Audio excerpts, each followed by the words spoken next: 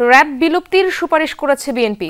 দলের গঠিত সংস্কার কমিটি পুলিশকে জনবান্ধব করতে ও বাহিনীর সদস্যদের সুরক্ষায় পুলিশ কমিশন গঠন করার প্রস্তাবও দিয়েছে। শ্রীলঙ্কা আবারও রপ্তানিতে শীর্ষে।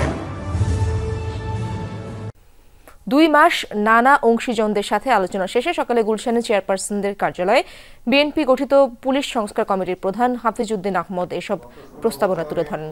সুপারিশের মধ্যে রয়েছে 4 ধাপের পরিবর্তে 2 স্তরের পরীক্ষায় পুলিশ নিয়োগ, অবসরপ্রাপ্ত পুলিশ সদস্যের নেতৃত্বে ইউনিয়ন ভিত্তিক কমিউনিটি পুলিশিং, র্যাব বিলুপ্ত করে সে দায়িত্ব যেন এপিবিএন এবং থানা পুলিশ পালন করতে পারে সে লক্ষ্যে প্রয়োজনীয় ব্যবস্থা গ্রহণের সুপারিশও করা হয়। এ সময় হাফিজ উদ্দিন বলেন, দুর্নীতিগ্রস্ত 488 জন পুলিশ সদস্যকে সেনানিবাসে আশ্রয় দেওয়া উচিত হয়নি। অন্তর্বর্তীকালীন সরকার সুপারিশ আমলে না নিলেও বিএনপি ক্ষমতায় এলে এসব প্রস্তাবনা বাস্তবায়ন করা হবে বলেও জানান তিনি। বিএনপি পুলিশকে নিরপেক্ষ বাহিনী হিসেবে গড়ে তুলবে বলেও জানান হাফিজ উদ্দিন।